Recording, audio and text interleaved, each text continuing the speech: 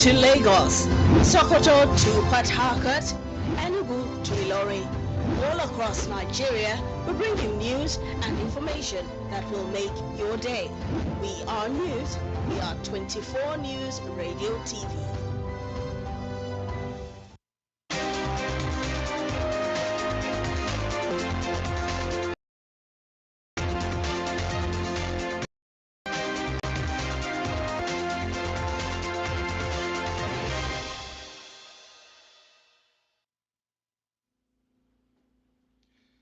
Good evening, and thank you very much for joining us on the 24 News Update. My name is Olushola. Resident New Adoing Road in Ado-Ekiti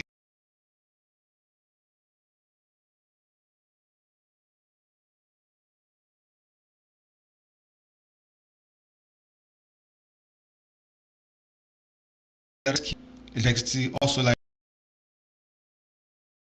energy and fixing the community, numbering over 150 houses, called on the governor and other political office holders to assist them in fast-tracking the make life better for the residents.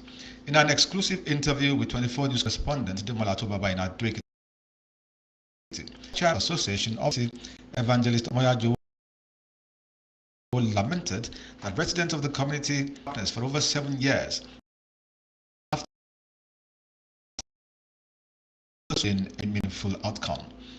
Rock Arena is a fast-growing community located near Adoing Road, direct boarding fellow local government area, and less than half to the Coppers Lodge, where electricity supply terminates in Ado-Ekiti. We expressed the hope that if the electrification of the axis is executed, it will boost, the economy of the state and also enhance the standard of living residing in the community.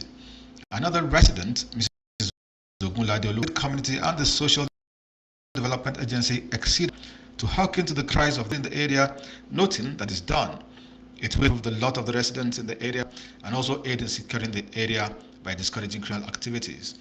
The community leaders, however, assured the government of the residents' unalloyed support to take it to greater heights.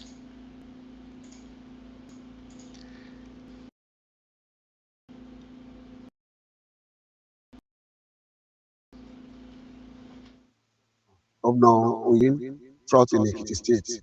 And then we want to call upon him concerning the road, electricity and water in our arena. Because merely looking at this arena, though it sounds like its name, Rock Arena.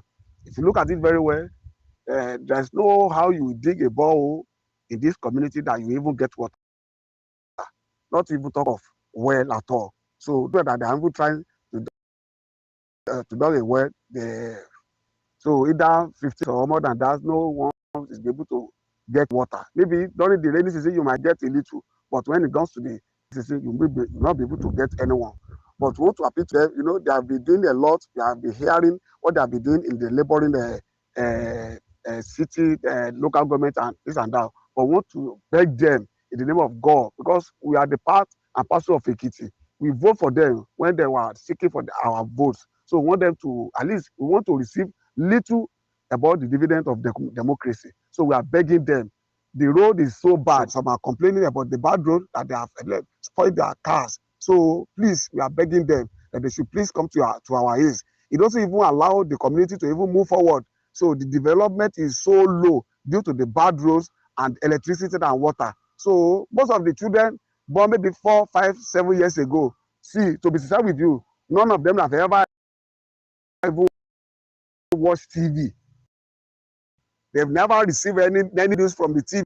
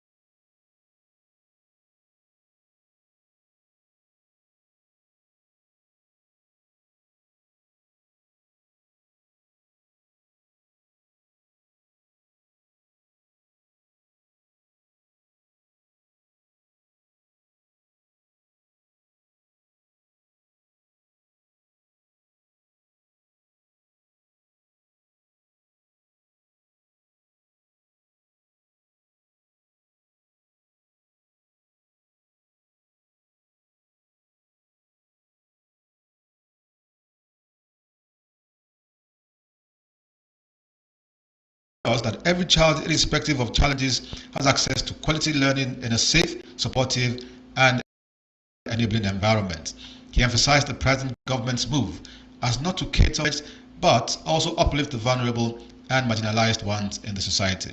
Governor Oyebanji urged the head teachers and principals to take advantage of the training at creating learning spaces where abled or disadvantaged children can thrive.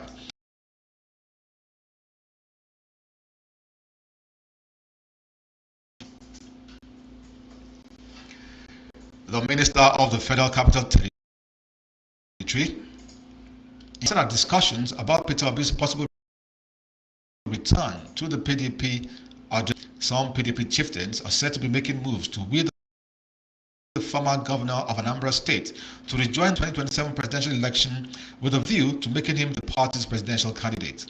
Obi, who ran as the Labour Party's presidential candidate in the 2023 election, recently pledged one term, maintaining that 4 years is enough for him to turn Nigeria.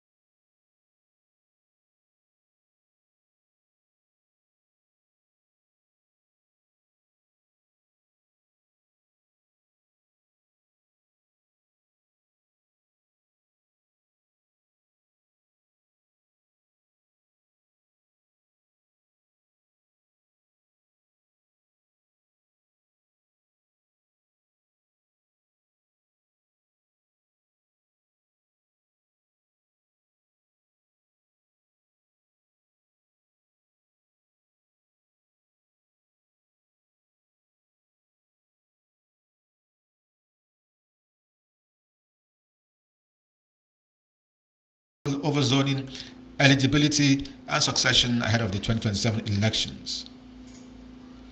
And from Kaduna comes the report that the Kaduna state government has accused the immediate past governor of the state, Nasir El-Rufai, of plotting to destabilize the state through provocation, manipulation, and incitement, warning that it will not tolerate attempts to drag the state back into violence.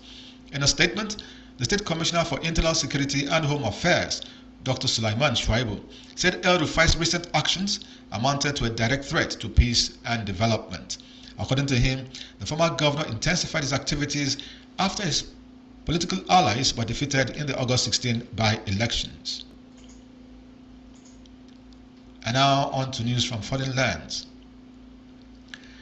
The Päijät-Häme District Court in Finland has sentenced Simon Ekpa, a pro-Biafra agitator, to 6 years in prison after finding him guilty of multiple terrorism-related offences. In a judgment delivered on Monday, the court ruled that Ekpa incited terrorism and participated in the activities of a terrorist organization between August 2021 and November 2024. According to reports, the judges said Ekpa had used his significant social media following to escalate tensions in Nigeria's southeast. The three-member panel of judges also described him as an influential member of a militant separatist movement whose goal was to actualize the carving out of a Biafra state from Nigeria. The court further established that Ekpa supplied groups in the region with weapons, explosives, and ammunition through its network of contacts and actively encouraged violence via posts on social media platform X. In addition to the terrorism-related charges, Ekpa was convicted of aggravated tax fraud and violating the provisions of Finland's Attorneys Act. As of press time, Ekpa's legal representatives had not issued a public statement on whether he would appeal the ruling. And still on Simon Ekpa, but back here in Nigeria, the indigenous people of Biafra IPOB has distanced itself from Finland-based separatist agitator Mazi Simon Ekpa, insisting that he has never been a member of the movement. Reacting to Ekpa's recent sentencing in Finland for terrorism-related activities, IPOB said any attempt to associate him with the group was misleading. In a statement by its media and publicity secretary, IPOB said the issue of Ekpa's membership status had already been clarified in Finland. The group emphasized that it remains a non-violent organization registered under international law and committed to lawful self-determination. It further stated that Ekpa had created parallel groups and initiatives that were not recognized by IPOB. IPOB also stressed that its leader Mazi Nnamdi Kanu is facing trial in Nigeria and urged that his case be treated fairly and in line with international standards. The statement called on the international community, including the European Union, Finland, the United Kingdom, the United States and the United Nations to ensure that judicial processes concerning Kanu are not influenced by unrelated cases. And on a sad note, the Police Service Commission, PSC, has described the passing of its immediate past chairman and former Inspector General of Police, Dr. Solomon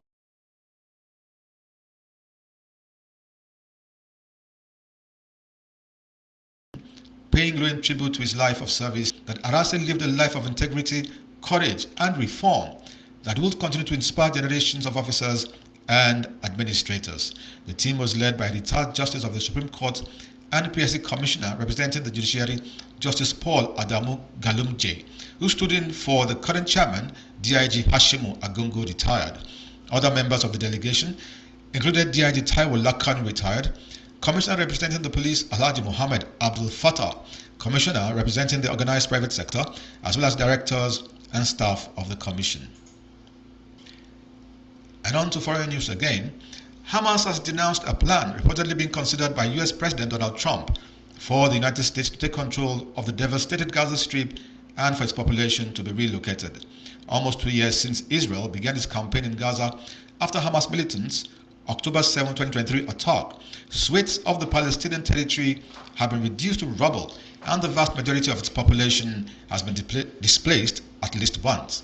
The Washington Post reported on Sunday that the White House was considering a plan that will see Gaza, home to roughly 2 million people, become a trusteeship administered by the United States for at least 10 years.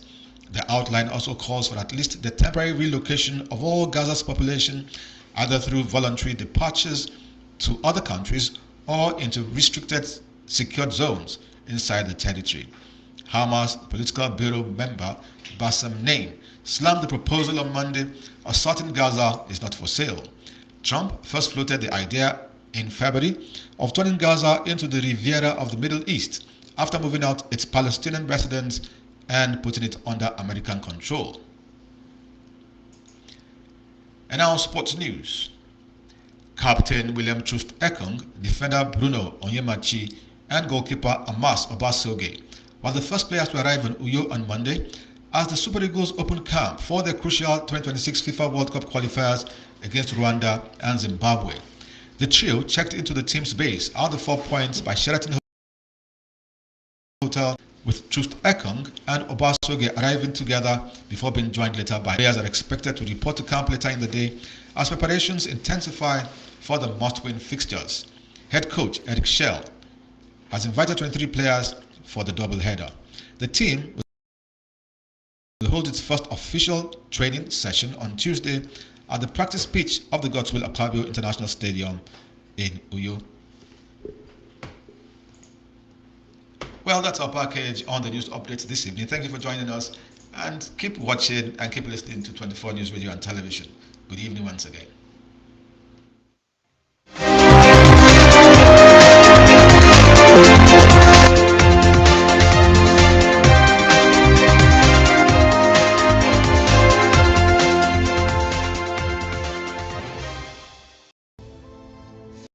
From Abuja to Port Harcourt, Enugu to Ilorin, we bring you news and information that will make your day.